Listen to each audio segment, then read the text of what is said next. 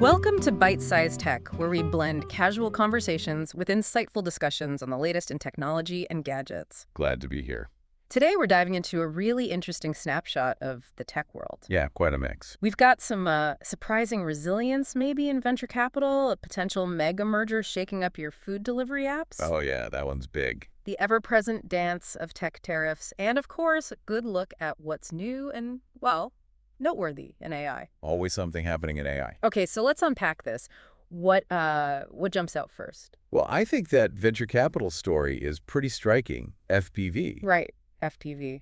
I mean, despite the whole economic climate, Yeah. interest rate hikes making everyone nervous, Definitely. they still managed to pull together a, what was it, $525 million fund? Yeah, $525 million. That's substantial. And backed by some big names, too, like from Canva. Exactly. And that's the key part, I think. It shows these blue chip founders, as they call them, still have faith. Faith in the long game, it sounds like. Precisely. They see past the current turbulence. They believe there are still these mission-driven founders worth backing for the long haul. It's like they're saying, look, we've seen downturns before. Right.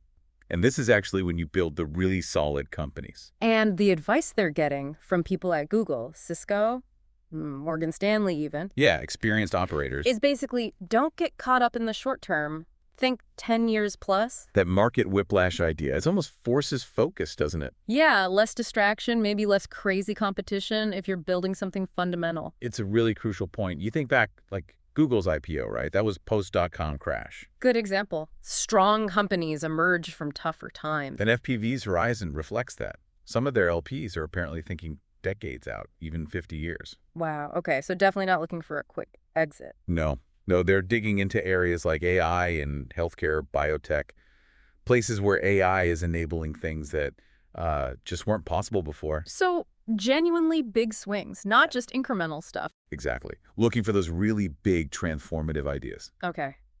Speaking of big moves, let's talk food delivery. Deliveroo's shares certainly reacted to that DoorDash news. Oh, absolutely. A potential $3.6 billion offer. That gets attention. DoorDash really wants to expand internationally. Yeah, this isn't totally new, right? Weren't there whispers back in 2022? There were. They bought that Finnish company, Wolt, back then. This Deliveroo move would be, well, a much bigger bite. And something changed recently that makes it easier. Yeah, the dual-class share structure at Deliveroo just expired this year. Ah, okay. So that gave the CEO a lot of control before. Pretty much. Yeah. Its expiry kind of opens the door for a more straightforward takeover attempt, if you will. Got it. And this feels like part of a bigger picture in Europe. Just eat, delivery hero. They're all consolidating or trying to. You nailed it. The pandemic boom, that crazy growth, it slowed down. Look at Deliveroo's order growth, like 7%. Right, not exactly pandemic numbers. So the focus now is shifting heavily towards profitability. Merging, consolidating. It's all about easing that intense competition. Fewer players, maybe less, need to slash prices constantly, try and actually make money. That's the goal, yeah. Build more sustainable businesses in the long run. Okay, let's pivot a bit. Global stage stuff, IBM. $150 billion investment announced for the U.S. over 5 years. Yeah, that's a huge number. Catches the eye. It follows that pattern, though, doesn't it? Big U.S. investment pledges often seem to pop up around, well, tariff talk and Buy American pushes. It does raise that question, how much is truly new spending versus, let's say, repackaging existing plans with a nice Made in USA bow on it? A pretty bow, yeah. Because tariffs definitely put pressure on companies to highlight their U.S. footprint. For sure. And speaking of those tariffs, the U.S. ones on Chinese goods. Yeah. We're seeing the impact, right? Seems like it. Temu, Shane, reports of them passing on pretty massive cost increases to customers. Up to 300% for Shane in some cases, apparently. Yeah. That's not small change. And it's not just a one-way street either. Retaliatory tariffs from Canada, China, the EU, they're hitting U.S. goods too. Right, complicates things all around. And there are hints of supply chain stress. Yeah. Maybe fewer cargo shipments coming from China. And if Bloomberg Intelligence is right that, 77% of Amazon's stuff comes from China? Yeah, that suggests a pretty deep long-term entanglement there. Untangling that isn't quick or easy. Higher prices, more supply chain headaches. Fun times. Okay, let's switch gears fully now. AI, the engine room. Always humming. Huawei first, trying to develop their own AI chips to rival NVIDIA. That's ambitious. Hugely ambitious. Now, are they competitive yet? Probably not at the very top end, but it shows that drive, that push for China's self-sufficiency in this really critical tech. Right. A strategic goal. Meanwhile, Intel's looking more inward. Culture change focus. Yeah, trying to get their groove back, regain that competitive edge they used to have.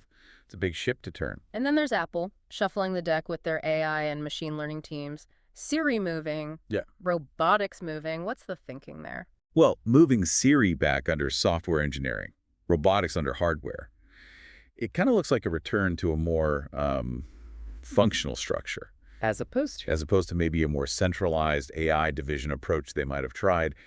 Perhaps that setup didn't quite deliver the breakthroughs they hoped for. Interesting. So integrating AI more directly into product teams rather than having it siloed off. That could be the read, yeah.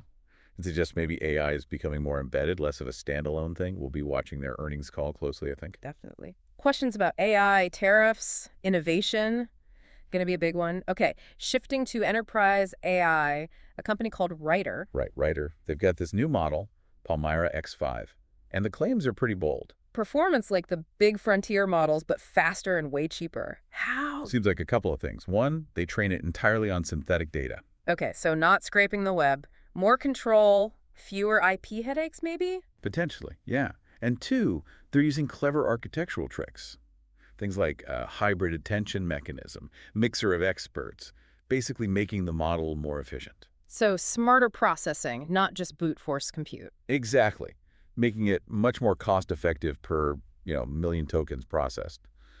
And apparently enterprises are really interested. Makes sense.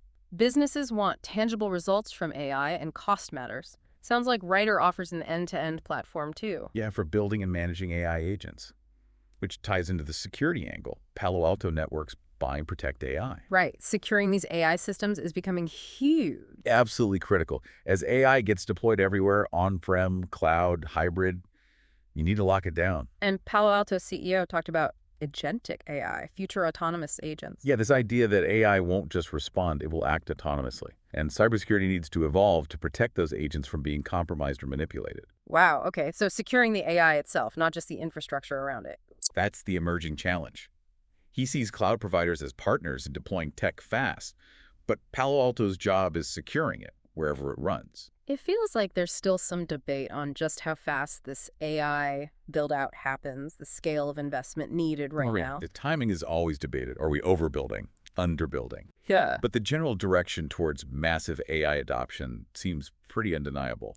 The when and how fast are the tricky bits. It really paints a picture of constant flux, doesn't it? Innovation pushing forward, but bumping against economic reality, global politics, market consolidation. It's all interconnected. You've got these long-term tech bets happening alongside very immediate market pressures and geopolitical shifts. It's a fascinating, complex dance. Well said. Definitely leaves you with a lot to chew on. Indeed. All right, that's all the time we have. Thanks for tuning into Byte-Sized Tech. If you enjoyed this deep dive into the latest tech happenings, please do like, comment, share, and subscribe for more insightful discussions.